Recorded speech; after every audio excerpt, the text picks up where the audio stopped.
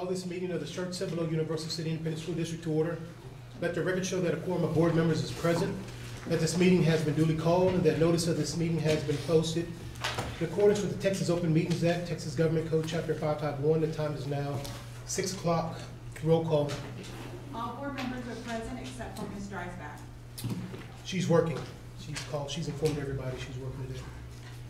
Pledge of Allegiance.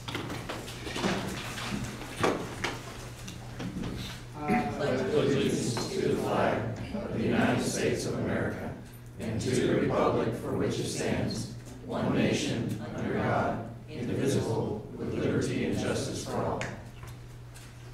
On the Texas flag, I pledge allegiance to thee, Texas, one state, under God, one and indivisible.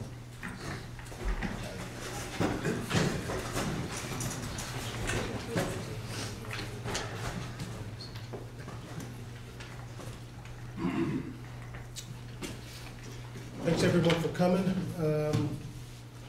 This is about the third budget workshop we've had. I think they're scheduled one more. This was all done in a purpose to sort of display some transparency and to probably educate the board on upcoming financial issues at the state legislature and also for our school district.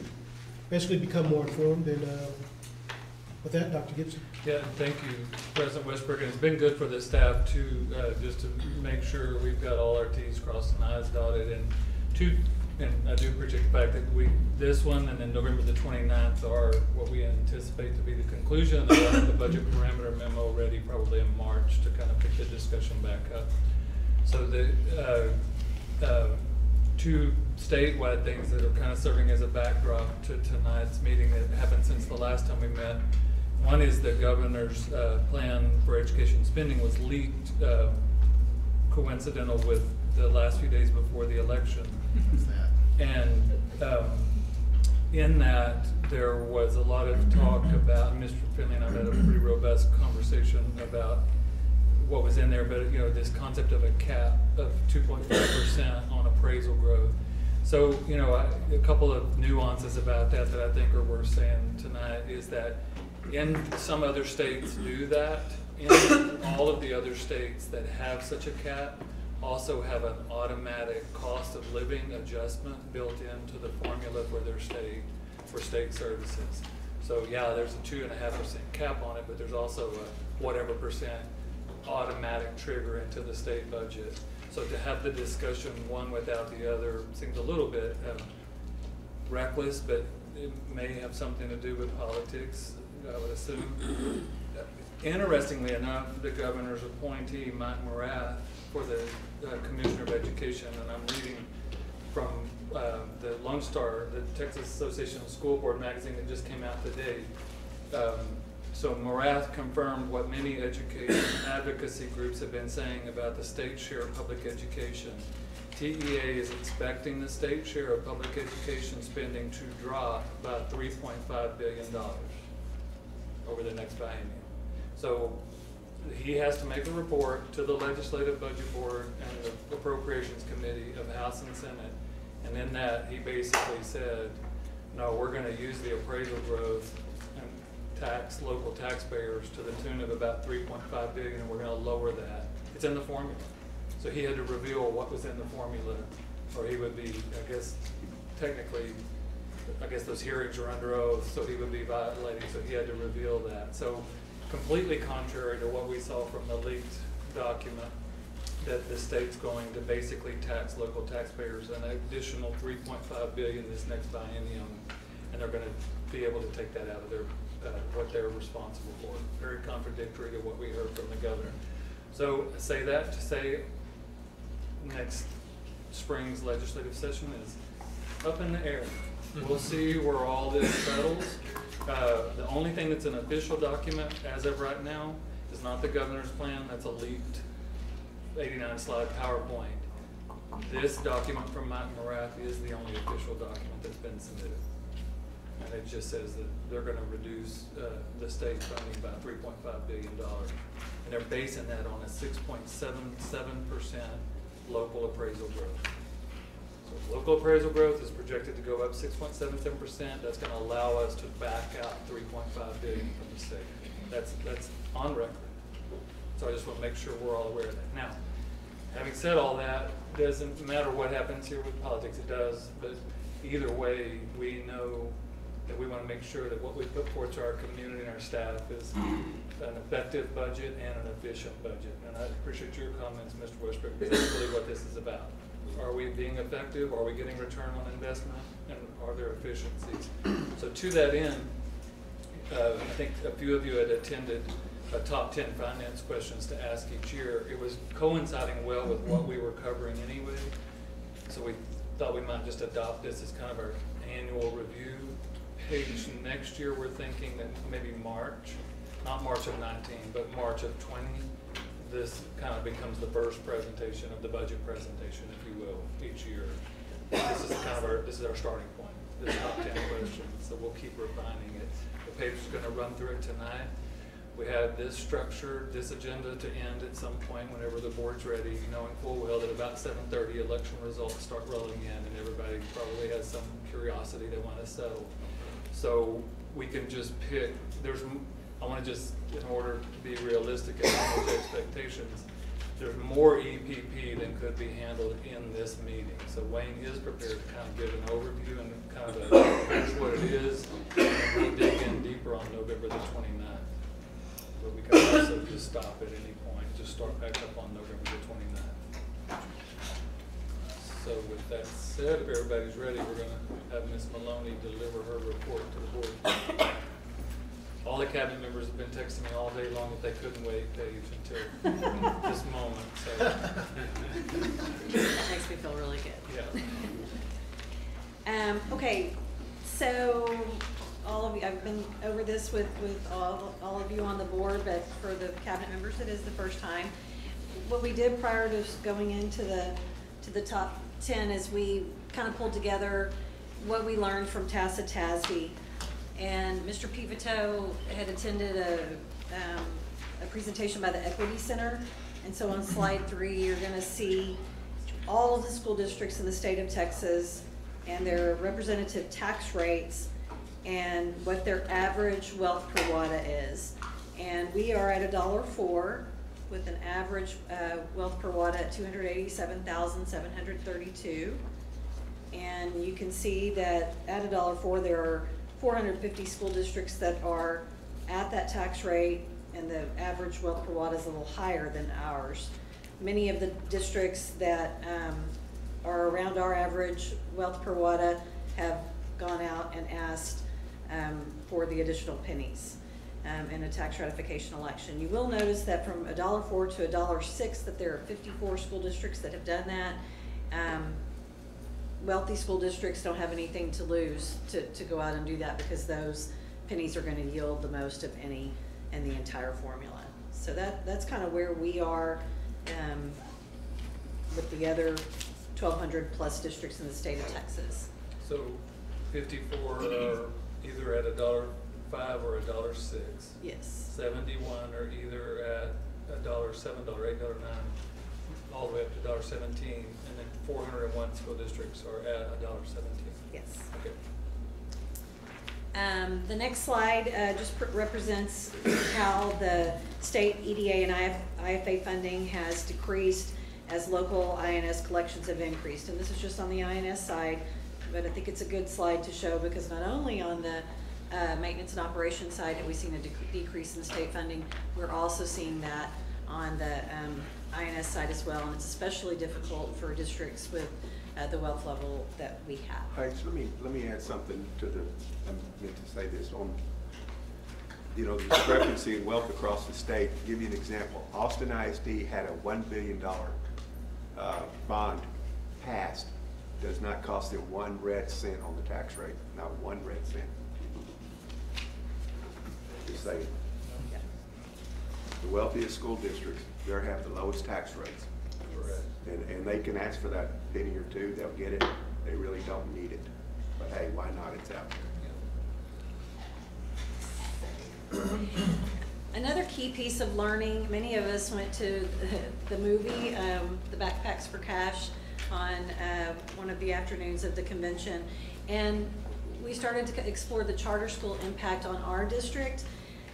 I really didn't realize in revenue what that really meant for us, but the state average per student when a student does choose to go to a charter is about $6,600, and in revenue for us that's approximately $2.4 million. And the two slides I've provided, one just shows the trends of transfers to charters over the past 6 years. The slide 6 shows all of the charters, kind of the in and out. Some have closed, some have been,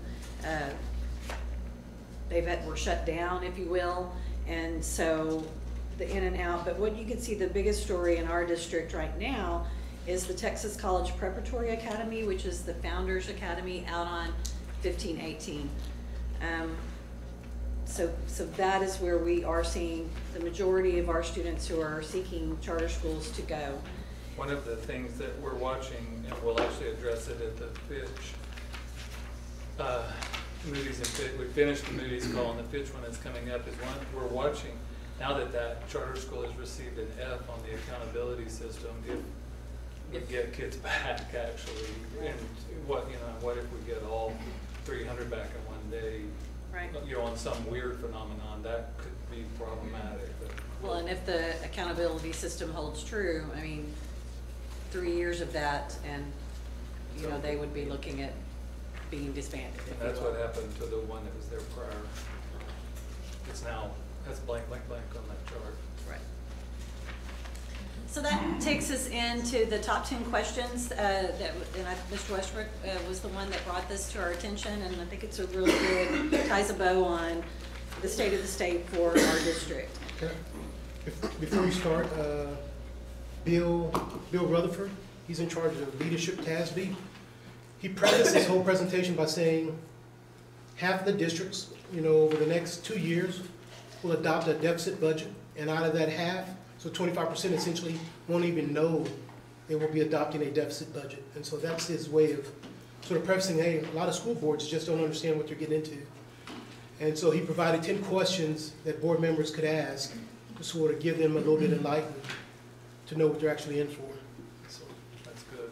That's real good. And it's a very nice overview. Some things that we have covered, but others that we didn't sequence together in this particular format, which I think is pretty easy to follow, and for not just for people in the school business, but for transparent purposes all around. So the first question is, do we have a school finance planning calendar that is written and distributed? And we do. I did highlight, there was one addition that we made, because if we were wanting to adopt a tax rate above $1.04 and do the election in August, that decision would have to be made on estimated values by June. And so that is a little bit different in the workings of the way that we do we'd still do our budget in August, but we would have to adopt that tax rate on, and we talked a little bit about this last year, on estimated values released in April, and we would have to call that election if we were going to do it in August to coincide with when school started, we would have to call that election in June. So I think it's worth highlighting because it's very different from what's normally on our timeline. Question number 2 is, what is our current fund balance and how does it compare over the past 5 years? And what we did here is we just took a look at the policy, and the CE local policy, pretty much the main point of that is to target a yearly unassigned general fund balance of 25% or 90 days of total operating expenditures. You're not going to go below what you estimate to be that 90 days of operating expenditures. That's our board policy, and that's the thrust of the message in that. The policy also establishes multiple fund balance classifications, and we have been through those through the years. Our restricted is going to be our inventory that we hold back in our purchasing department. We might restrict some for healthcare. The healthcare in the past, we've held that unrestricted before we can assign it or commit it. So that would be your restricted. Your committed is going to be any of the projects that we've done, like and I always say this, the Wilder addition, the pool, the press box. Assigned is construction, capital outlay, and subsequent year shortfalls. It's not really assigned to a particular purpose. It's just saying, you know what, if we get into a situation where we need to do something down the line, we have money to do that. We would have those funds to do that. And then unassigned can be used, of course, for, we can commit that for however the direction the board takes. On slide 13, we've redone the fund balance historical slide. And what's in green, the bright green, is the total fund balance throughout the years.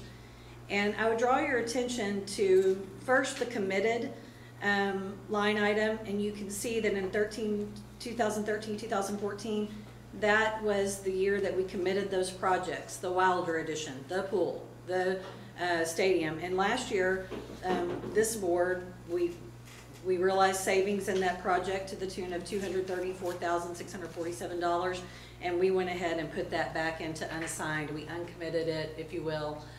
Uncommitted, that's a word, yes. We uncommitted those funds by board action and put that back into unassigned. And so that kind of, many of you who were here through all of that and you understand that.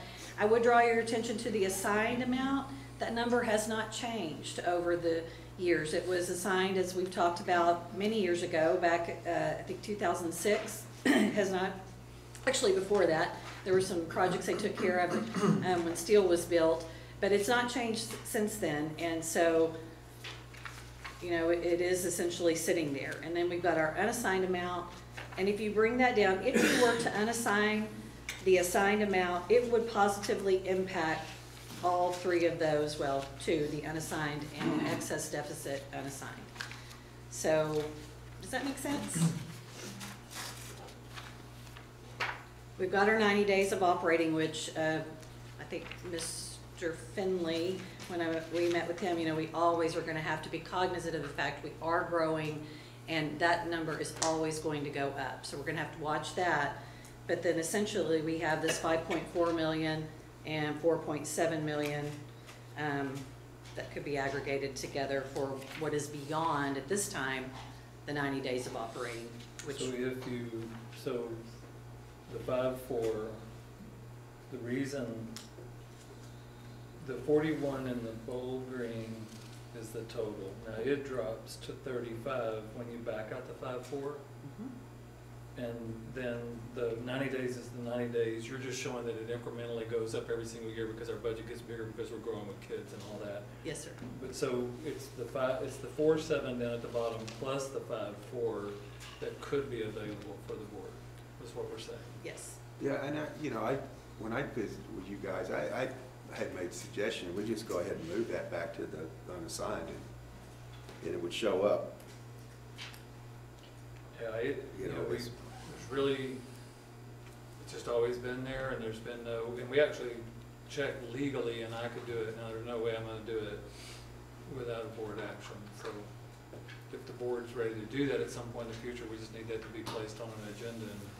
Unless we're going to use it for some building project in the immediate future, I don't see a need of leaving it there. Well, I would argue, it's been assigned, so you couldn't use it for that. It can only be used for whatever we don't know it was assigned for. It would have to be a capital project. I mean. Yeah, that's what I'm talking about. Well, I guess I'm saying, I don't know what the board minutes say that was assigned for. I think it was just Way a back rainy when. day thing. Yeah. You know, this was, if I recall back, Yeah. I mean, this was 30-something years ago, I would think it was. Incidentally, when we did our Moody's call the other day, they aggregated those two, like for the excess, the unassigned, what you had excess over, and they aggregated, they saw that as They didn't ask us. anything you have over your 90 days operating, that's what they're looking at, period. So I would, just if it's okay, I would feel better about doing it by board action, even though attorneys have said I can do it, but I would feel better about doing it with board action. I guess there's consensus to put it on the discussion. So we'll put it as a discussion item either this month or next. I don't know that there's any particular hurry. It's been there for 30 years, so I guess 30 days is not Yeah. that big. Yeah. All Okay. right, thank you.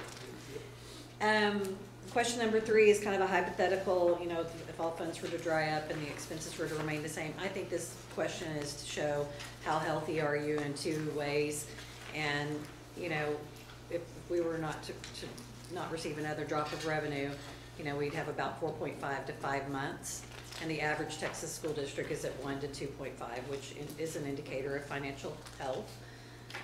The other indicator is the general M&O fund balance right now represents an equivalent to about 27% of the total yearly budget, all funds, and the average in Texas school districts is 8 to 21%. Again, another indicator of financial health.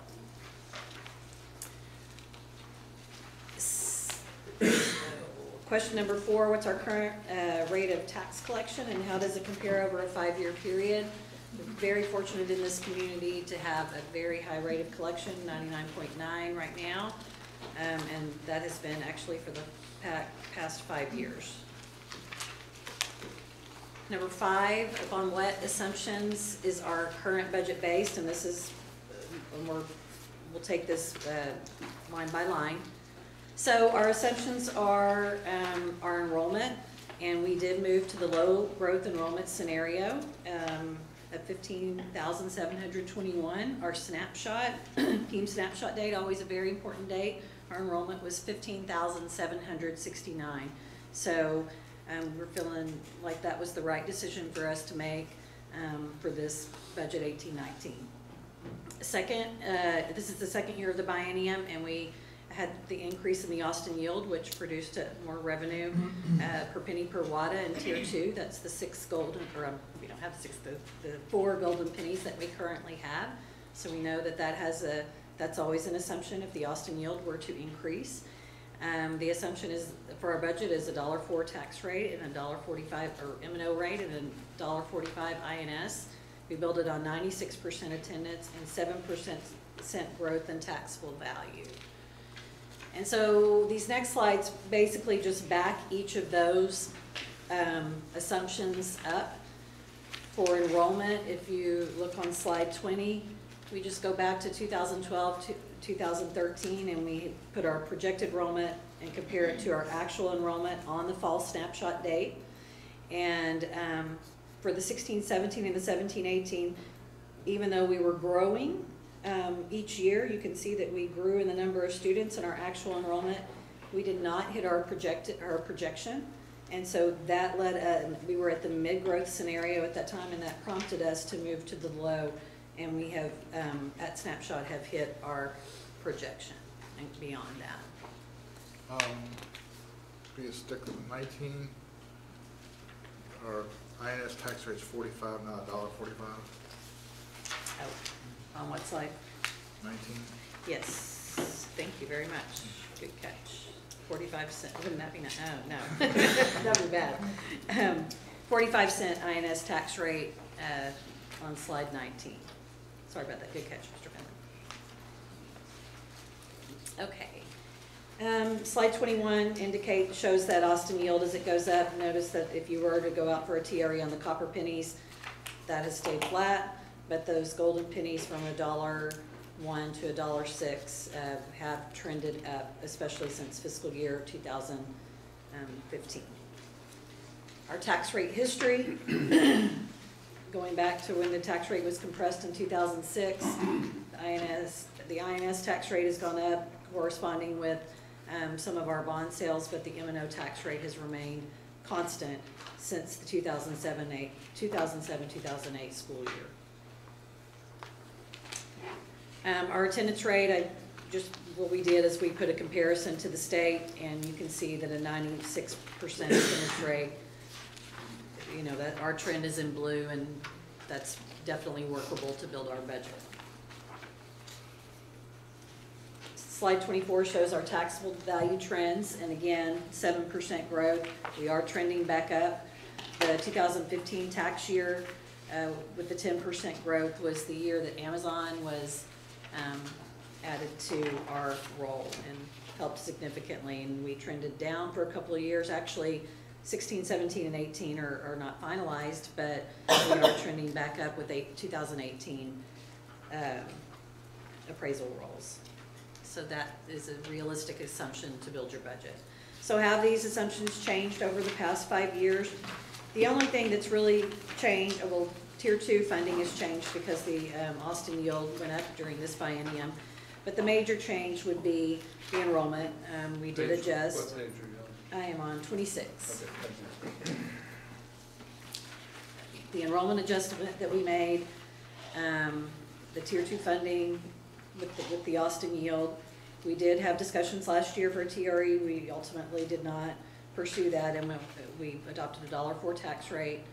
And then the taxable value and attendance growth, those have been realistic assumptions and have been realized. So in the same, how successful have we been? I think we've been pretty successful other than the enrollment, and we went from Plan A to Plan B, and right now that seems to be, you know, with the enrollment where it is, that was the right decision to make as a team. So, I believe Mr. Finley, before we even saw this, we were talking about this, during the past 5 years, have we received an overpayment or an underpayment from the state, and what is the dollar value? And I think the next slide is illustrative of how the state pays out, and negative amounts represent an overpayment, and a positive amount represents an underpayment. So for just this last year, at the close of the 17-18, you could see that we're adjusting. We were underpaid in 16-17, and then they're adjusting for the fact that we did not meet our projected enrollment, so see that's coming down. And they don't, they just roll it forward. Like if you have a negative amount, like that's rolling into this year's revenue for It's us, called and so we have to watch it. Yeah, we just have to remember what it is. They caution us, don't spend it, or, and you'd be surprised at the horror stories of districts that got it and spent it. I was really And then surprised by that, I mean, because we couldn't watch it repay very, it. very closely, Yeah. and, I mean, because we know it's just gonna roll forward. Yeah. However, I would call your attention to the 6-year sum balance in a budget as large as ours, $1.4 million, 1.3. That's not, for a 6-year trend, it's not a whole lot. So we're doing pretty well at predicting how we're gonna do, or how we're gonna come out. So given that 80% of the budget for a school district is directly linked to salaries, what is our current staffing ratio, student to staff and student to teacher? So slide 32 shows where we are with total student to total staff comparisons. And in the 17-18, we were at 9.0. I've got the first ratio up there as well. So that's our student to total staff comparison. And the next slide is our student to teacher comparison, which in the 17-18, we were at 16.7. And have those ratios changed over the past 5 years? And so slide 35 shows, you know, the student to total staff ratio has remained pretty constant. And the student to teacher ratio has declined a little bit, from 17.3 in 13-14 to 16.7 now. So I'm gonna go to the next slide, which compares us to some of the districts around us. And what that slide reveals on 36 is that of those around us, we have the highest student to total staff ratio and the highest student to teacher ratio. In that case, highest means leanest. Yes, yes. Well, really, to get a clear picture of it, you almost have to look at by grade level or by subject level. Right. Well, and we'll point out, this is gonna be for teachers, this is gonna be every teacher on the books. It's gonna be your band teacher, your, you know, all of your special education teachers. It's all of the teachers in the system. Yeah, and so what Mr. Pivto said, it does get more granular than that, and that's Linda's world. This is that's like the micro world, and this is kind of the macro world. Okay, so at the end of all that stuff, where are we? And this just shows us the picture of where we are.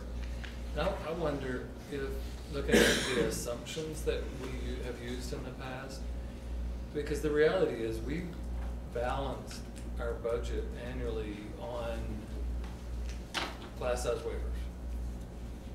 I'll just say it that way, just to make it real plain what I'm talking about. So I just wonder if that should be part of our assumption. You know, because we have to assume, it's all about revenue and expenditures, right? And that's the way we curtail expenditures in order to present a balanced budget. I know that's unpopular to say, but to me it seems more transparent. If we say, what is our number? You know, this number right here, we're plugging that into the budget, so we need to be transparent about it. Because if we ever decided that we wanted to buy that down, there has to be a plan about it. We're not just gonna go at it willy-nilly.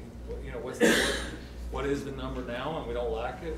How much is it gonna cost to change that number to get lower? So I don't know how y'all feel about that becoming part of our assumption. Well, you know, my concern is, one thing I think about is what's gonna be the next step by the state legislature in their continuation of choking public schools. And to me, if they take away the waiver, which it certainly could happen, and unfund that mandate we're in trouble. So it really does need to be part of the assumption on the budget, because you're right, it does pay for to balance the budget. Yeah, that's, So, I mean, that's one of the, because 80% of the budget is personnel, or 87 for us. I would even say it's cost size ratios across the board, because we've raised them in the secondary level, and so we've moved up to that 30 Well, cost size ratios. then that would be more accurate to use something like this. The only thing that I worry about with this is someone on the street looks at that and they think that's it's what's not. in a classroom. Yeah, It's yeah. not what's in a classroom. I look back, I was in a first grade room last year, and that particular teacher had 16 or 17 students. In a second grade classroom this year, that same teacher has 22 or 23 Right. students. Linda, you have So a you have to chart look at it that way. that we use in the budget parameter memo anyway. That one is more in line with what you're saying. Yeah. And I guess I'm saying, instead of it being on page 17 of the budget parameter memo, Move it up. move it up to the front, and that's the story. I mean, that's one of our And assumptions. we've had to move it up to reduce the amount of staff that we hire every year, Right. across the board, We'll- K-12. So we'll bring that, let's share that chart after this tonight and just put it in a board update and say, this is the chart we're talking about moving into our assumption, our And assumption. I don't think our staff really grasp that's what's happening. Yeah, you know, we could certainly put more staff in, but at what cost is that? Is that gonna be to each teacher? It's gonna cost them something in the classroom. Right.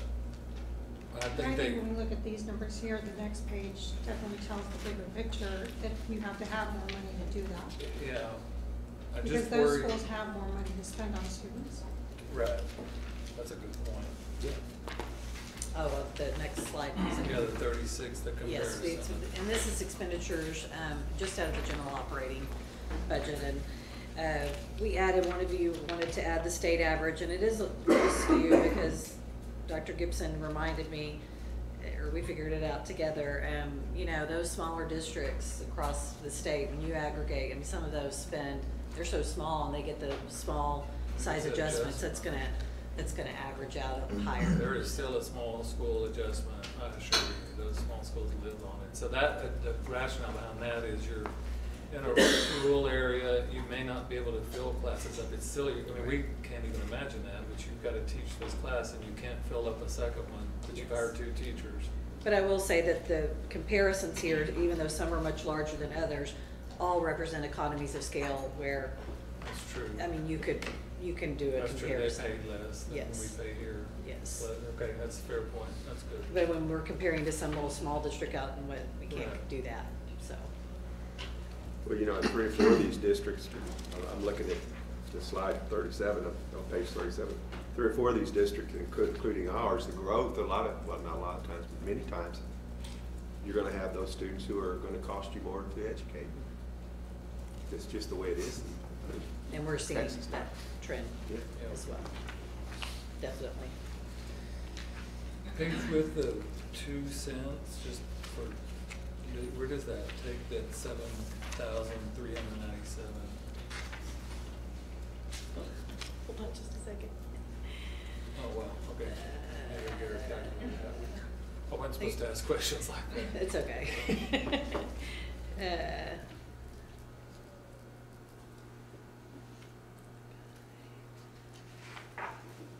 You really don't have to answer it right now. I just No, think that, That'd take us to roughly 300 more.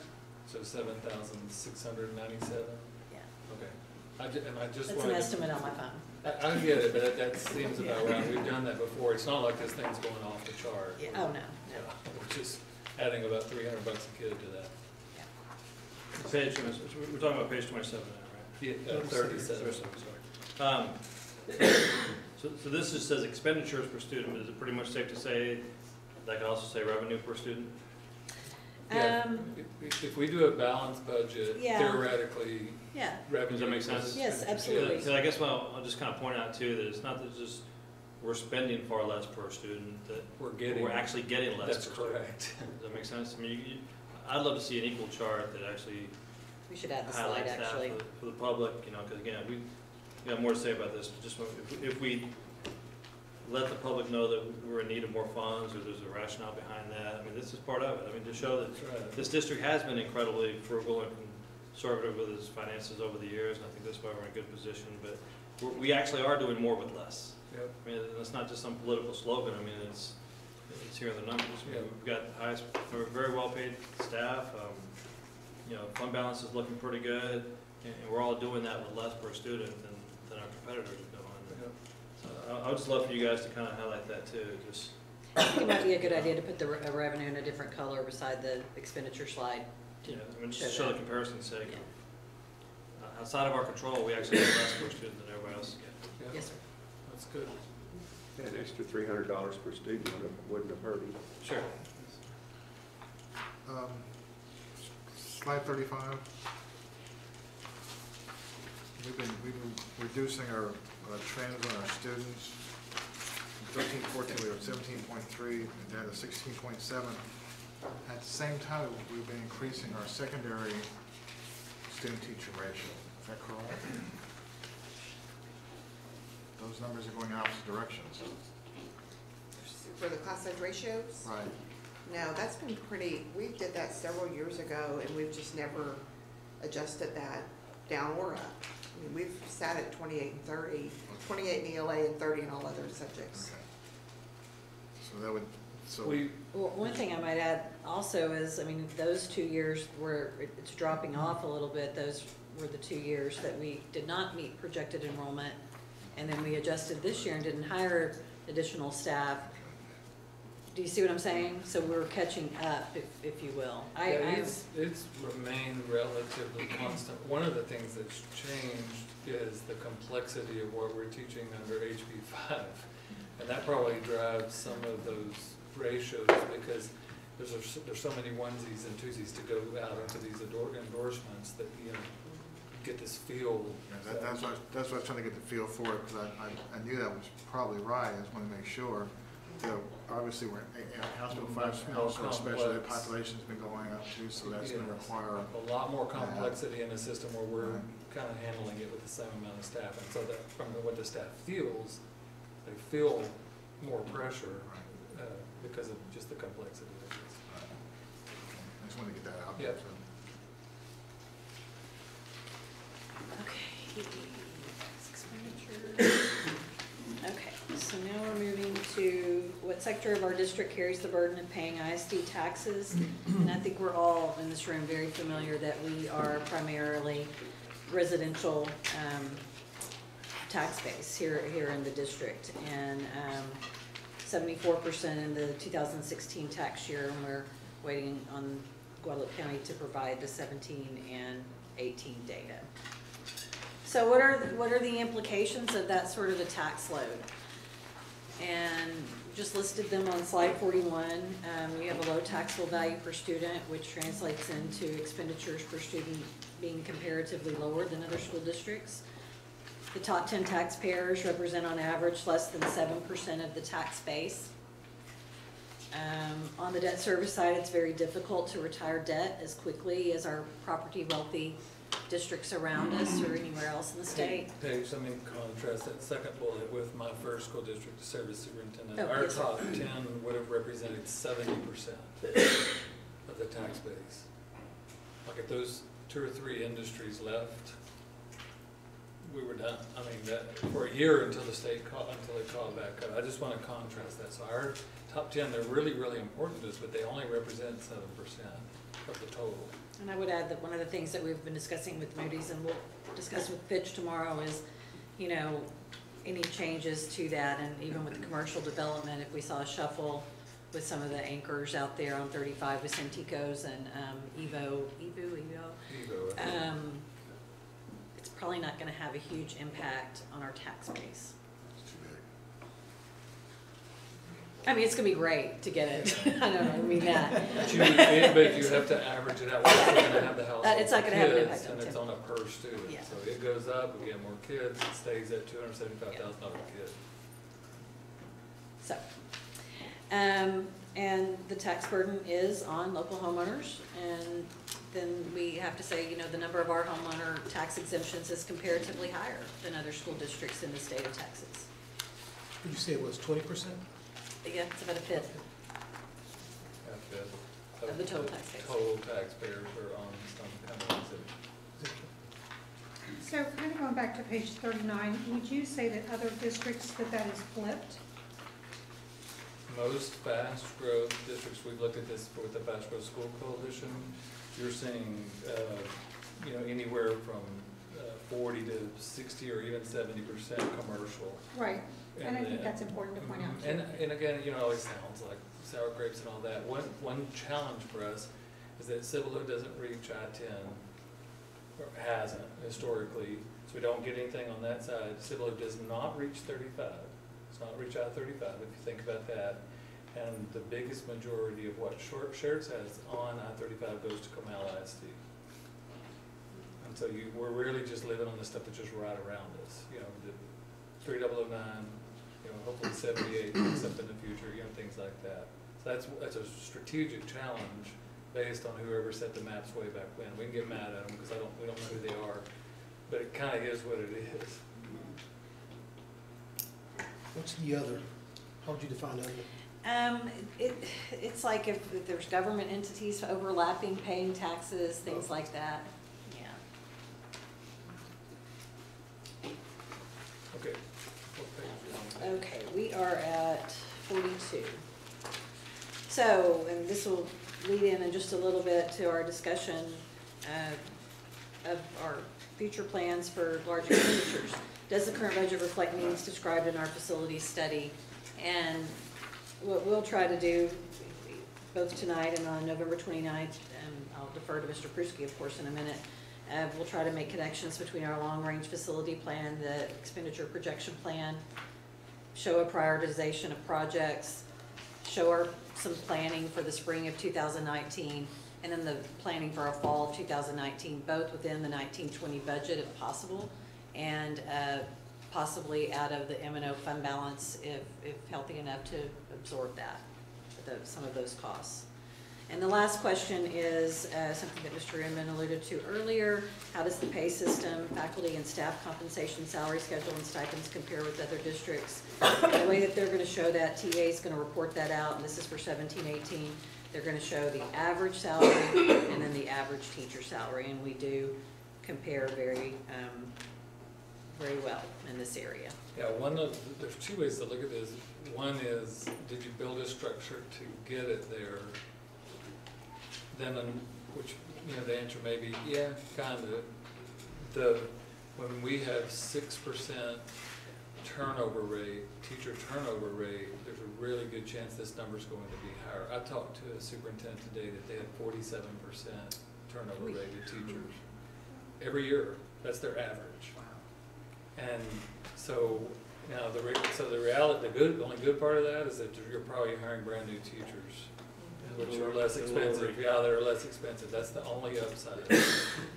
But so this 59, you know, we probably maintain more 25-year plus than a lot of districts do, I guess is what I'm saying. And that's not But bad. with that, you know, that 47%, also you're probably hiring a lot of alternative That's certification. exactly right. which is They are. good. That's exactly right.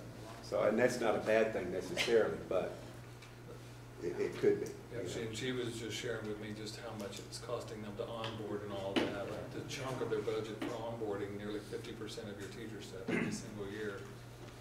I didn't tell her what our rate was. Well, another thing you need to look at for the salaries is 5 years down the road. What's the difference? And we pay a lot more 5 years down the road than many of these school districts that may even have a higher beginning salary than we do. Yeah. Even though there aren't many of those, but you look 5 years down the road, there's a difference if you stay here. Right. And we, just as a reminder, we have TASB in the middle of an analysis, right? So we'll have a lot more for the spring, in the spring for the board related to where we sit comparatively. And I forgot at the beginning of the meeting for Linda was going to recap something. We can close the meeting with that also. Let's close with that. So let me ask a couple of questions here, just in way of facilitation. So any more questions for Paige on? Yeah, so I kind of point out too, I'm all for prioritizing paying our teachers better than average or better than competition, because that's how we attract the best teachers and that's how we keep the best teachers, and I think that's great for our kids. But if you look at this, just comparing to Judson, for example, we get almost, I'm gonna call it, we get $800 less per child, or we spend $800 less per child than what they get. But we're spending $4,000 to $5,000 more per teacher than they're spending. I mean, that, by mathematical definition, that means we're spending a lot less somewhere else. That's correct. Than what our competition is, and that may be maintenance or some other area that then starts lagging. So we have a well-paid staff and this, that, and the other, but then something else may be kind of falling behind, I guess. I think that's a We just need to pay fair attention to make sure we just don't overinflate certain areas at the expense of somewhere else. Well, that's And what we got to play catch up. that's what I was talking about a while ago when we were talking Sure. about teacher-student ratio. Was Sure. that we could have a smaller, but at what cost to that classroom teacher or that staff member, wherever they might be, could be costing them something in a salary increase at some point down the line. I mean, we hit that wall this year. Not yet, anyway, we haven't really been able to do anything for them. That's a good point, Mr. Chairman, and good addition. So any other questions? It's got to come from somewhere, and that's your point. I mean, we're just this balancing act we're trying to do. We got so much, and it's got to go all over the place. So, The top 10 taxpayers, has that top 10 list changed much? It has fluctuated a little bit. Of course, Amazon came on that year that we indicated in the slides. It's funny, the ones that'll come in and off are real estate firms that own apartments and strip malls and things like that. So we'll see some of those go off and on. We have the past, I can provide that for you guys. I mean, the standard HEB is always one of the top. Fisher Nuts or whatever it's called. The peanuts, Fisher Nuts. What about Sandgel? Are they still in the They're- picture? They've dropped out. They've dropped out, Yeah, I but they thought were they for did. years. Yeah. They were for years. There's a cell phone tower There's over two in of those, Schertz. actually, I think. Two cell Yeah, phone towers. that has been pretty consistent, kind of went off one year, came back on. And then real estate properties, and then Yeah. Gun Auto now has come in. Gun Auto has As for they the add past 2 buildings, years, add yes. buildings, add buildings, they come in. So, Amazon is not even a close second. yeah. Yeah. 10 of those would be great. Now, if we lost them, that'd be bad. I'm just kidding. Well, it would be, Plus the it's yeah. about 1% of our total. From one building, No, that's true. 1%. That's unbelievable. Do you, any other questions for Paige? And so again, if y'all, there's a couple things we can do. Linda can do her thing at 6:49, 6:50. That'll take about 10 minutes. We can just call it good at 7 and pick it back up on the 29th with EPP. Wayne can kind of give an overview of EPP. Then we dig in next month and let Linda wrap up. I would say let Wayne do the APP and let the overview. Yeah, just But I'm not in charge of this thing, so I'm just voicing it. Yeah, do you want to just give them those That's all right. definitions and then we're going to go, just remind everybody, we're not digging into that. We're just kind of, here's the groundwork, and then that'll just expedite the 29th where you won't have to do that. Do you need it up on the screen, or can you? I can put it up on the screen, it's just the PDFs of the documents that they're gonna have. Dr. Gibson, on page 41, where it says the number of homeowner tax exemptions has been comparatively higher for the Metro School District. Remember what was brought up about the city assurance and how the veterans exemption of zero properties has a, that we're going to direct like a letter to The state. did we? You know, I've mentioned it, but I haven't closed the loop, and that's a good reminder. I will close the loop, because that impacts us just like it does them. The city has. I'll make sure, Brian James was. yeah, we just, our last few meetings, we haven't had a chance to talk about that, but I will make sure that if they're doing that, we join that with them.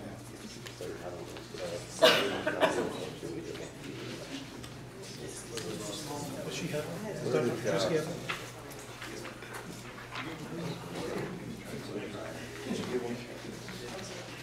All right, so 10, 15 minutes, Wayne, is that what we're shooting for here? Okay. I think so. All right. So, this topic of the EPP, we broke it down into two sections. The first packet that we have tonight is the philosophy behind it, and kind of the background of how it came to be. The next packet would be the dollars and the years associated with it. So just to, how much time did you say? 10 minutes? 15 minutes. Okay. So just on page 1 of the expenditure projection plan, you know, in the absence of adequate funding from the state, the district has developed an expenditure projection plan document to assist with the future expected expenditures, which are currently not in the SCUC budget. So the philosophy behind this is that this document is of future district expenditures, as mentioned, not captured in the budget.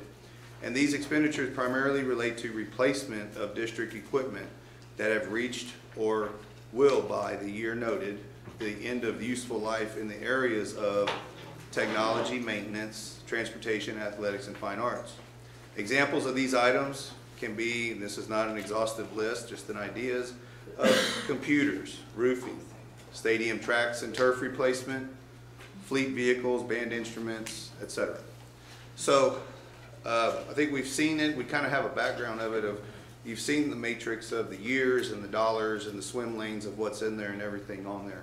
And in the past, going over the strategies, in the past we have brought forth to the board one strategy, and that being here's a plan for the next upcoming year, here's a budget amendment to pull out of funding from fund balance to fund these things. And as you may recall, we did a pared down version of that this school year, 1.65 for roofing, access control, and exterior and interior finishes.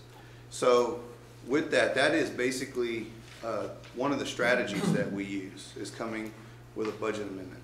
Now, another strategy that we are coming forth with this year is evaluating and watching our budget throughout the year and evaluating at certain times. So like it says there, strategy 1, this is the new strategy of reviewing the current year budget expenditures in December, January, February, and March, and forecasting possible ending budgets to determine possible savings that can be realized.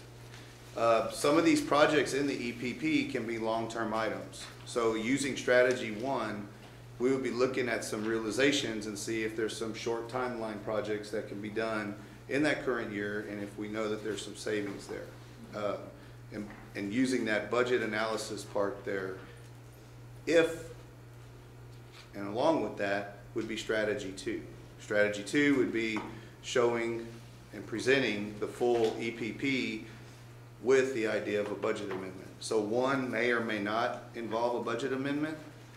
Strategy 2 would be a budget amendment, a process that we have done in the past. So what you're saying is that if we're in February, March, and we can see now that it looks like we're gonna finish with X amount of dollars remaining, if you will, unspent, that would typically roll into fund balance. Before we roll that into our savings account, we just go ahead and say, these are the next few things on the thing, let's do them. If time allows for the procurement of that, and we would follow the same procurement that we've done in the past, and then follow it all the way through the process, yes. Basically, as it footnotes at the bottom, strategy 1 allows for faster acquisition and of things to clear off of there. They could be smaller items, they could be bigger, it just depends what they are and the need that is pressed there. For an example, if I may, if there's a high jump pit that needs to be done, or some sort of athletic equipment or fine art equipment that can be purchased before the end of the year and it can be used in that current year, and we have that, we realize that, we can just go after it and get it. And that reduces that long-term EPP plan. Conversely, if it's a field replacement, like steel, that would not be a fast, that would be a longer term item that would have to be coordinated at a different time, you know, that type of thing. So the two strategies, one is using the forecast method and using it for the short term, and the other is the long-term bigger items for that. Which, I mean, I'll go ahead and say, tying back to the earlier conversation, what we're saying is that 9 million is the funding source for the consideration. If there's not some other things, I'm just, you know, there may be other things that need to be considered, but that could be the funding source also. Yes. So here are the two strategies. There that sits, that's your savings account. The other strategy is, before you now make that 10 million, instead of 9 million, just use that million to go ahead and buy $1 million off the. Right. Well, I guess, yes, or top. before booking it, we use it. Yeah. So, and it's informational all the way through, still transparent process. I mean, so let's just pause stop for a there. second. Yeah, because this is good, and y'all have done a lot of work. Yeah, it's crisp. So just the philosophy, I know that sometimes we skip past the philosophy, but is it everybody good with? We're just trying to make sure the board's, So it's not 1 or 2, it's a hybrid. yes, sir. in all likelihood, yes. And then what is probably different about this approach than my experience in other districts and what I've observed from other districts, I'll just say this pretty frankly, but you just get to the end of the year and this thing we're talking about is about to happen. So it's quick. We got to spend $1 million. It happens, okay.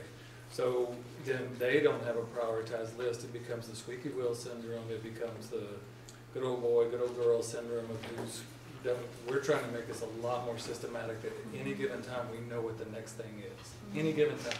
We have vetted it, and we're ready to go. And I want They meet every 30 days. I want to add to that, Yeah. it's vetted, and we review this on a monthly manner in I with the said 30, EPP team. 7 days, It's every every 7 days. 14. Okay, every every other 14 week. days, there you go. So, I mean, and those are challenged and brought forth in there. So, and during this process, the same thing happens, you know, strategy 1 versus strategy 2, that same conversation.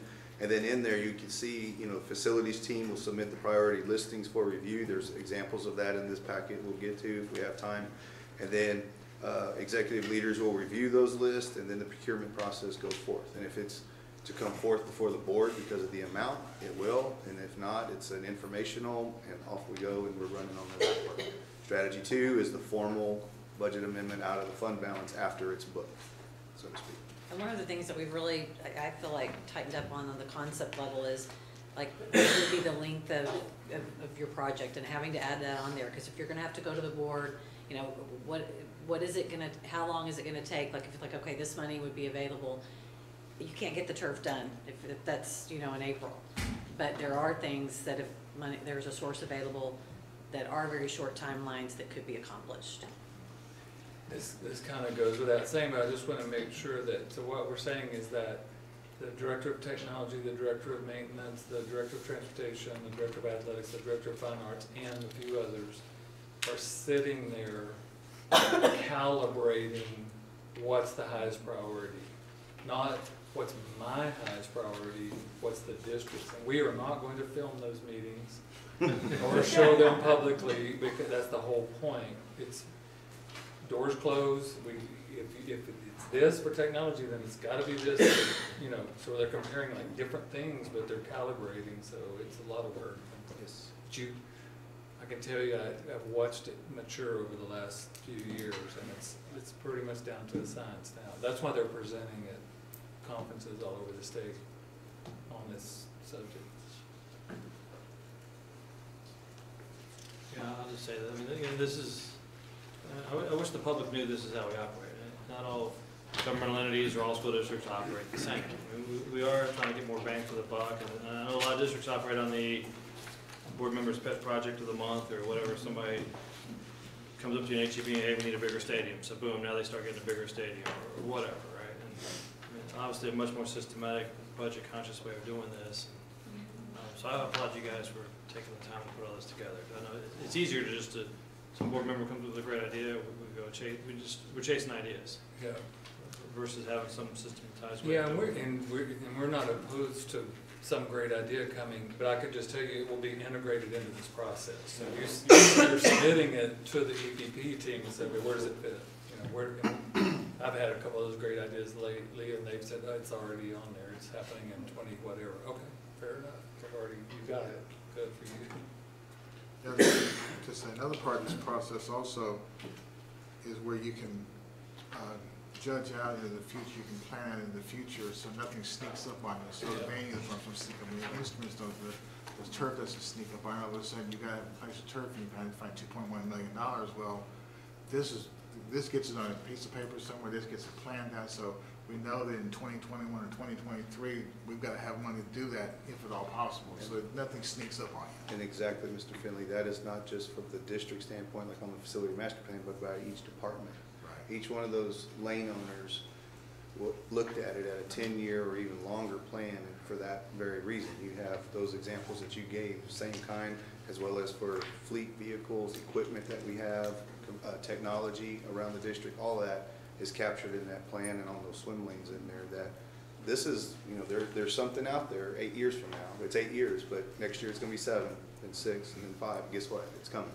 You know, it doesn't go away. So, you know, as it gets within probably 3, you're getting pretty tight. You know, 4, 5, 6, 7, 8, 9, 10. They're good estimates, but you know, they're just best estimates. Everybody got mad at JD recently because some number. Where is JD? he behind So I thought he left, but because you know, and he just said it's just a reality check. That's when all that stuff comes due to be replaced. Sorry, I'm the one who put the number on there, but it's a reality check. So we were all like, dude, what are you? I've been waiting for somebody to see that number. No, we all saw it one day. Somebody, I don't remember who saw it first. I think I did. Okay, yeah, I think you did too. But there's rationale behind it, to your point, so we know what that is. And actually, in that case, the discussion became that may have to be something included in the bond, because it's so big. And that we're gonna have to tell the board about that. Now, it's 8 years out, so it's not the next bond, but it's the bond after that one, but it's, at least we know it's out there. I think that's right. There's some pieces on there like roofing that are going to come up. I think it was, what, 7, 8 years from now? About 8 years from now, we're gonna need a funding source for somewhere in the realm of $20 million worth of roofing. Just when That's they come to- my example of it's out there now, Yeah. and it's creeping. Well, the more there is on the radar, the better chance we'll be able to take care of it when it comes up. If we don't know it's there, we can't budget for it. Yeah. Right. And that's the essence of the plan, so to speak. So, to go on to the next couple of pages there are the department foundation statements.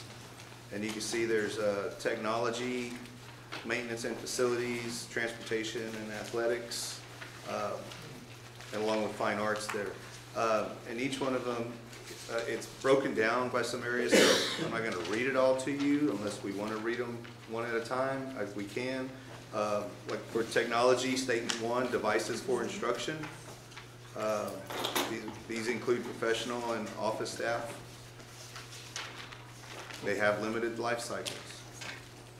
You know, so replacements based on industry standards for end of life. So those come up. Those are planned out accordingly through their statement 2, security cameras. They're replaced, you know, at building entrances and high traffic areas inside the buildings. Offhand, I think we have over don't quote me on this, but at least 14 to 1,500 cameras throughout the district. So that's a dollar amount there, and as we add buildings, Clemens is getting cameras as we're doing it now. That's gonna be added to the not the recycle, but the replacement cycle program. Infrastructure, you know, that's the stuff that makes things go. We need to keep that moving forward and up to date as well. And then on the miscellaneous projects, the systems to refine alignment of technology systems and processes to support the district strategic plan. So that's a good segue there too on the strategic plan. These things are also vetted with as our priority, but also the priority for the district in support of the strategic plan as well. So maintenance and facilities, so the same kind of the foundation statements there for equipment, for property, maintenance of equipment, athletic maintenance, additions and renovations. So the definitions there, just for one there, the one that's been brought up a few times, you know, you have the maintenance and renovation statement 5. It includes projects to help support our growing needs for district capacity. Projects may be related to improvements in functionality of spaces or changes in program needs. When we change a program, there's a ripple effect. So we're working in alignment with SAS to see what's coming down, and we're trying to keep that aligned as well for what we know what our needs will be. And then we also include portables in this category. As we know, those are effective tools, and we plan for that. There is an individual portable plan, believe it or not, that's not really shown here, but JD and I review that from time to time. We like to refer to it as the learning cottage. Okay, the learning cottage plan, JD. Okay. But that this goes into a couple of levels there. Statement 4, athletic maintenance, just to go for one more. It includes the preventive maintenance of our existing facilities. That includes the weather, the tracks, the gym wood floors, and the artificial turfs. Our gyms are sanded. Every 10 years, that gym needs to be sanded. We refinish them every year with top lacquer. And they're refinished every year. Yeah, the sanding is every 10 years. So that is a plan. So that's another example. So these things are out there, and okay, so you get there's the idea there. So this goes on then for transportation, athletics, and then for fine arts as well. So Wayne, nothing gets on the EPP unless it meets, this is like your first threshold. Yes. Is that right? Yes. I won't go into the Vegas room comments, but yes. The challenge questions, so of why it comes on. So yeah. Well, go ahead. So I mean, just give an example of what.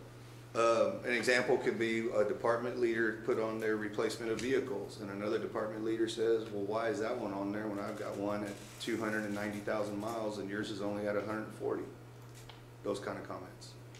You know, we're going to replace computers at this campus. Well, what's going to happen to the computers that are there now? They're going to be used as backfill for other ones that are, you know, that can be used as well. So there's the questions there for understanding, for clarity, and for the whole group to understand what's happening and so why. On page 4, then I assume that based on that interchange, that this replacement criteria, 150,000 miles and/or 15 years of service, came about to try to There you go. normalize that, or Yes, or that's make the it- standard to consider. right. Yes. But you didn't have that until that conversation occurred, and you started trying to ask all these department leaders, okay, we need to come up with a standard.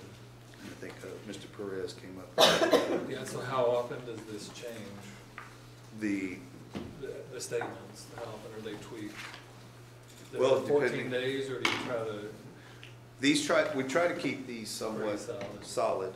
Yeah. But if something comes up as a learning organization, we're going to take it into account and revisit these things, to, you know, check for validity, so to speak, and see if there is a need to change. Yeah, and so it's, you know, high reliability organizations reduce variability. Exactly. So that's what you're doing, is reducing variability. So that's a good overview, and I mean, it really, on the 29th, where you're just gonna go into the numbers, Well, We can. the 29th is the overview of the plan, the numbers, yes, and then how those numbers are shown throughout the years, and then how the prioritization took place, and how each department then did a priority exercise of the red, yellow, green. Priority, it's a priority, but then is it a priority now? Or can it wait? Or can it wait a little longer? We know it's a priority. So on the 29th, that's what, so, and now, you don't want that, we don't have to do that, but if you'd like to see that, probably 30, 45 minutes or so, we could run through it. You know, it can get deep, I know, you could be there for days, I get it, I see the look on your face, but we won't ask you to go there for days. But we can, it's up to. Or not, it's up to you all, if you want to continue that on the 29th, or no mas is an acceptable answer also. Yeah. Yeah. We need to. You want I to? do Okay. too. I think stay with the plan and do it on the 29th. Okay, so this is, you got, this help, you got the kind of the over, we don't have to do the philosophical things, so we'll dig into the numbers on the 29th. Now, we were planning on handing out that to the board, just for That's fine. view for after, so before we leave, we'll get that. So you take, they take it with them, and then Yes. we come back in, we're ready to go, okay. And then- Yeah. And then with that, I'm sorry, and then with that, let's just hand the packet now, if you don't mind, JD, to the board members. JD, hold on, because they won't look at what. Yeah. Yeah, let me Well, have. let me have bring- it. Yeah. Yeah, whichever. Let Linda do her thing first. Wayne, if you don't mind, and then that, because you're saying, here's your reading, and you can put a bow around it at the end and tell them what they have to read. Yeah. All right, so at the I skipped this earlier, I apologize, Linda. We was a follow-up to a staffing thing. We just wanted to show you a document we're ready to share now with the trustees. Should be at your place setting, special education staffing 2018-19.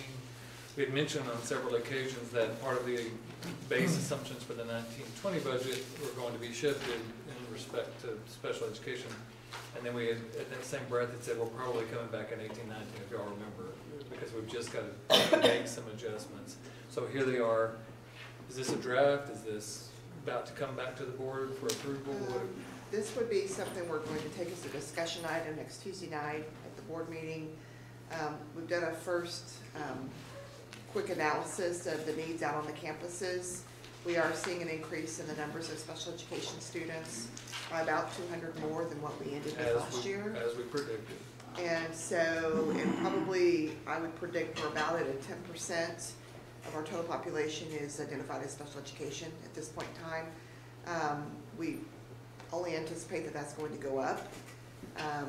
We think that it'll plateau around 12% possibly in the next few years, but we do know that there are some needs out there.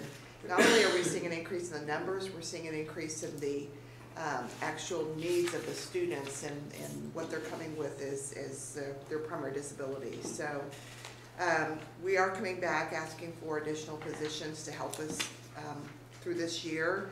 It's not going to meet every need that we have at this point in time, but we've looked at what we feel is the most critical need. And a lot of the staff that we're asking for are staff for the specialized programs, such as the structured learning classroom that Cibolo Valley has. We're seeing more students coming in with behavioral needs, so we're having to add some, what we call a bridge program that is to address students with behavioral issues, primarily at the K-6 level at this point in time. So the staff we're asking for is really going to really fit more into the K-6. So we'd be asking for 6 additional teachers, 8 additional special ed paraprofessionals, and then at the district level, we are seeing an increase in the number of speech students. And right now we're having to contract out for those services. So, and as you know, contracting out is about twice the price as actually hiring our own. So we are asking for 2 additional speech pathologists. We don't know if we'll be able to hire those mid-year. So when we actually come to the board next week, we're going to budget those at a full year salary versus a half year. In case we do, we still have to contract out for the spring semester.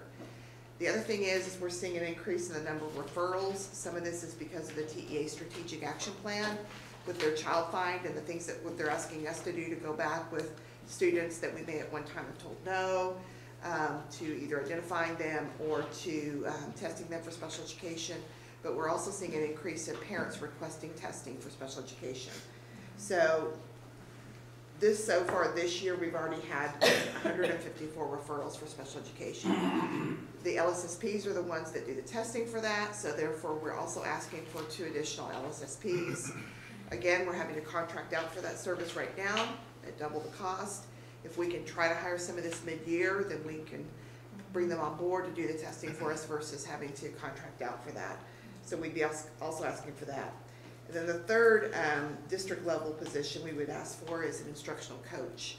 And the reason for that is that we really need boots on the ground to go help with these kids as they, not all of these are our kids that we're identifying ourselves. These are kids that are coming in, moving into the district.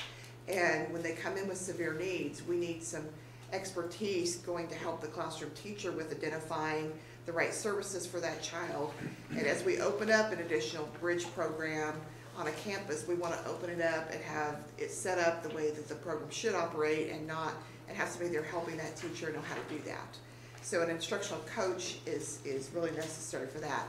Right now, one of our instructional coaches is actually sitting primarily at Jordan Intermediate because we've had to open an additional bridge unit, and she's helping get that program going until we can get some help in there too, with a teacher or a substitute to help with that program. So we would be requesting next Tuesday, just as a discussion item, and coming back in December with an action item, a cost of $634 additional dollars for staffing for special education. For 18-19. For the 18-19 school year. With an anticipated full cost of right at $1 million, that 957 and change for 19-20 and beyond. And that's just there's a lot of things that have to happen between now and the end of the year. We know about the 640 or 634. And for the 19th school year, we have some through Stetson and the review that we did.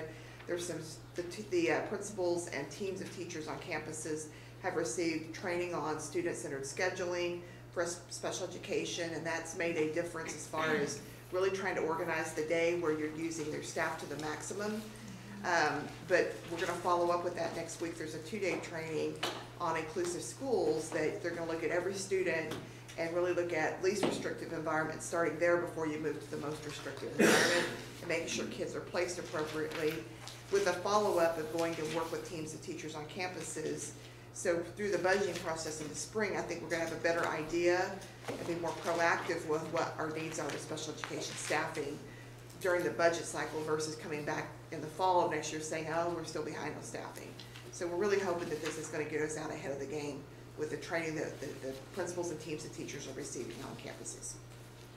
The one thing that I would like to add on this is after the first 6 weeks of attendance data, we build the budget on projections for each of the special programs, and after the first 6 weeks data, the projection in special education is almost $1 million more in revenue that we will see on top of what we built in the budget. Because of just the weights. Because of these extra 200 kids and the types of services and where they are in their instructional settings and the money that generates. Yeah, I just want to make sure that is good and that feels good. The state still grossly underfunds special education. Absolutely. I just want to make sure to get that said. But it makes it a little easier to swallow that 634, knowing that the funding is associated with that should be there. Now, the money that we're talking about here, let's keep it real, is the same money a while ago on EPP that we were saying left over at the end of the year, minus 634. Okay, so that. And the way that translates into a budget amendment as we bring this forward, we would have to do, we'll do a budget amendment for the $600+ thousand. This is a careful analysis by a team. Veronica was involved, Linda Damon, Kim Williams, just lots of hard work, making sure that we know exactly. One of the things I think that complicated it, that I really appreciate that y'all did, is that you had to make some decisions or recommend some decisions here for now, knowing that we're doing training that might change some of this. But we have to do something now. So anyway, I just appreciate the fact that y'all are kind of looking between the two of those. Right. And then you're going to come back for a 1920 plan and Yes. beyond. Does the bridge teacher, does that facilitate least restrictive environment? Is that part of that, or is it just? It could, because Or if is they're it just in there. in classroom assistance for those students who may be? Yeah, it depends on how much they're they're mainstream during the school day. But if, you know, if behaviors are so significant that they remain in the bridge program all day, then that is the most restrictive environment for those students. They do try to work on, you know, get the behaviors to a point where they can mainstream them out to the general ed classroom. Sometimes then that takes a person going with them to make sure they're successful at first.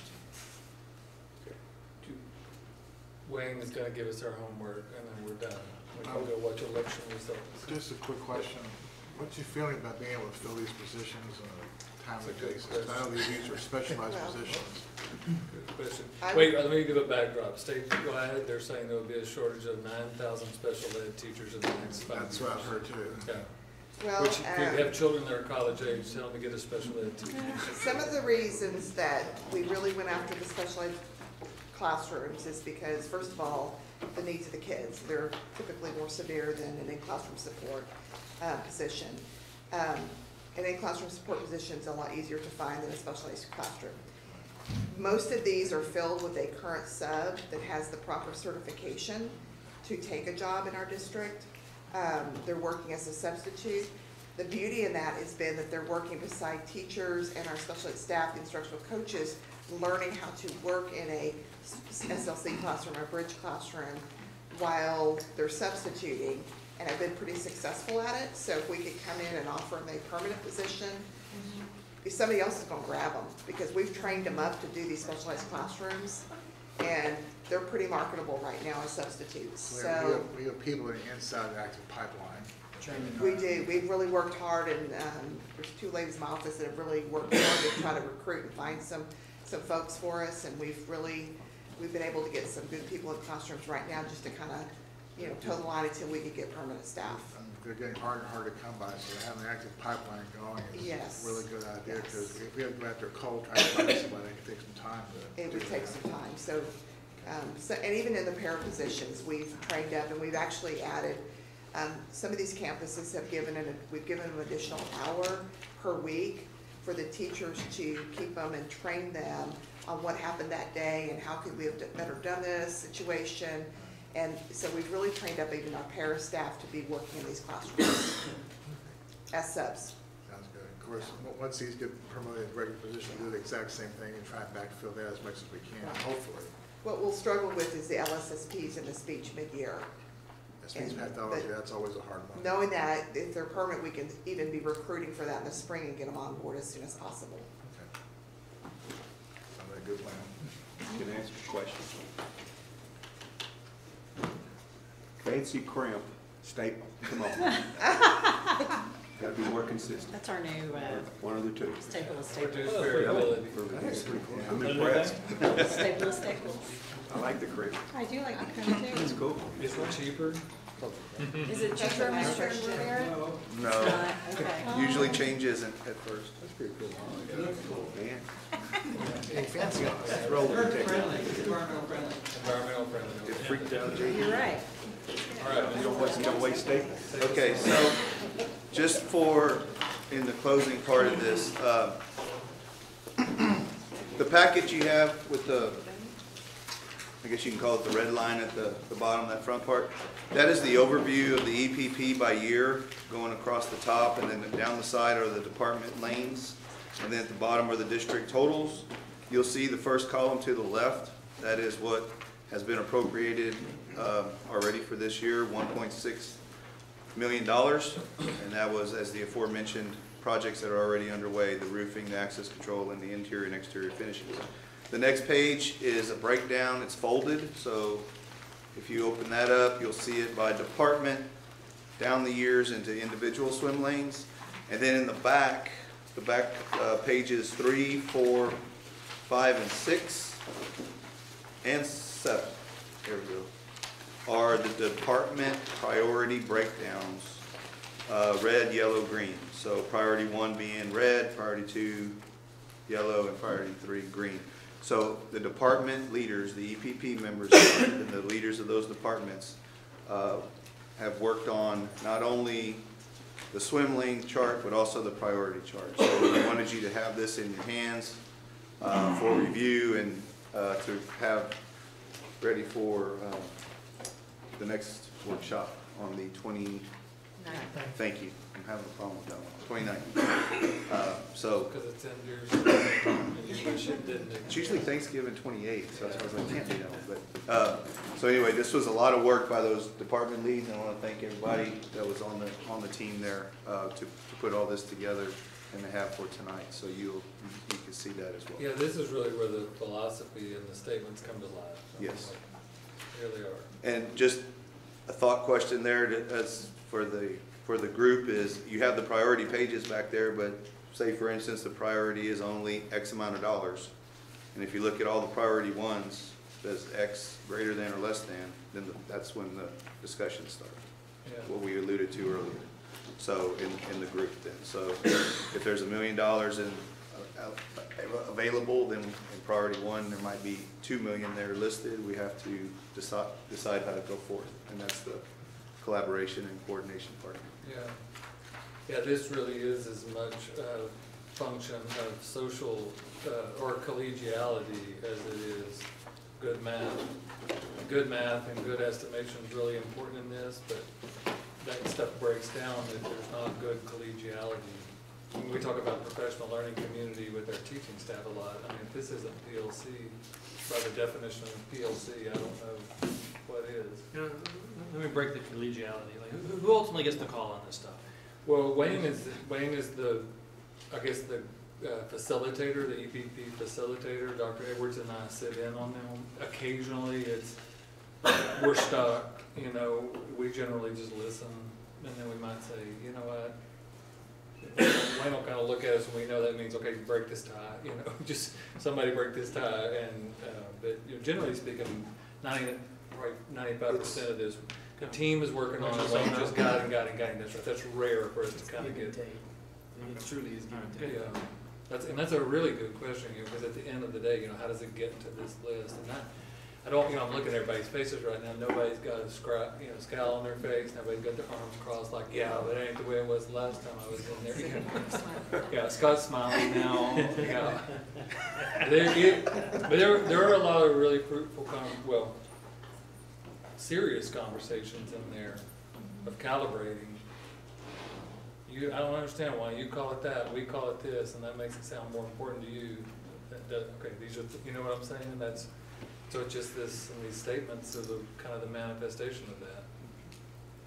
It is a lot of good work. In fact, we ought to give the EPP team a round of applause. I'm not kidding. And Matt, for all this procurement that comes out of it. There's a lot of tension. It's the rubber band. That is a good point, though. Matt, in a lot of ways, sits in there with, and sometimes provides, okay, well, that actually cost, you know, so we get this reality check. You know, Matt weighing in. Positive tension. Very good. All right, that's 7:27. Have Dr. Patrisky or Maggie say anything? Great, if they have anything that they want. Dr. Patrisky, would you have anything to? Excellent. I mean, excellent. And when I say that the community has been interested in finance, and like Matt said, it does get tense. Because what you're hearing and the strategies, like in the business sector, you do rolling forecast, the projected needs, and we was talking about it in 2 weeks, every 14 days. In the business sector, you get it every week, because you have some unexpected expenses or situations that would come up. And that way, as a board, you're not caught off guard. Excellent presentation today, Ms. Cannon, as always. The needs you stated about K-6 for the special education program.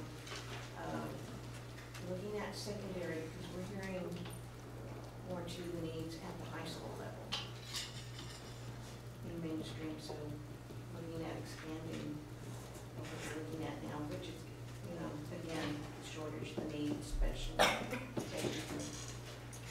But excellent approach to what you're doing, substitute teachers, bringing them on board as action. And that's one of the things that I had spoken with Ms. Maloney about too, on the $11 million that we had of the expenditures, I noticed that we were contracting out. And we were spending a lot of money on contracted services when it would have been more efficient use of district money, of hiring people on our own, because a lot of expenses contracting out when it would be more efficient to bring them on staff. So, I would just say with myself, I may say this for tomorrow night's meeting, because they may seem like ignorant questions, and I'm not gonna be ignorant, right? But no, I just wanna make sure, clarification, what you started with Dr. Gibson, did you say $3.5 billion was going to be cut? Well, By the Texas, for education? yeah, so what they're revealing is that, yes, and it is billion with a B, so they're, because of the way the formula is built, they know they're not going to have to spend that 3.5 billion and the local taxpayers are gonna pay it. That's happening to us every year. It's just now we're finally on to it.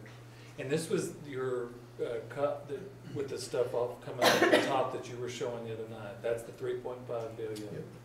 That we showed a video per Mr. Westbrook's request the other night, and this is the straw on the top of that cup. It's 3.5 billion. Okay, and then just, I guess, two other things. One is, are you all going to the Capitol during legislation? Yes. And I would like to go with you. We have a red shirt with your name on it. If there is white letters of support you need, we would like to do that as well. But I'm gonna ask the question, even if this is a dumb question. Going through your, the EPP, y'all went back and y'all were talking about the, the committed, the assigned, the unassigned monies and things. And I think if I heard you right during the discussion, y'all were talking about the 5.4, y'all were gonna vote to get rid of that? Or? No, it's just to move, see the bottom right-hand corner, the 4 million on the Yes. bottom right? Just move that 5 million down into that To the 4 million, and then that would be one time, because this 5.4, is this every year it's assigned here? No, It's- that's the same That's $5.4 just million carried that is over? carried, yeah, for So then you're, okay. yeah, right. we're just moving it down to make it available against the expenditures that we're Well, talking about. that was my misunderstanding, that is, I thought this was something that was allotted in the budget each year, and I was thinking, could that not be applied No, towards that the would be EPP? great if that was Okay. in the budget every year. All right, I guess it wasn't an ignorant question. Yeah, no, it wasn't Listen, at all. It's This good. is a really great Good presentation. clarifying. I want to thank you. I was assigned to come here for the CAC for tomorrow's meeting, but this was very helpful, and I'll probably come back for the 29th when you go in depth into it. But this is great for your team to put this together. It makes it a lot easier to understand what's going Yeah, on. they've done good It was a work. great job. Yeah. Yes. And no. Does your son have any questions? Robert, you had distracted me because I was reading the early election results, and I was like going, oh I'm sorry. my God. No, don't tell me, don't tell me. No,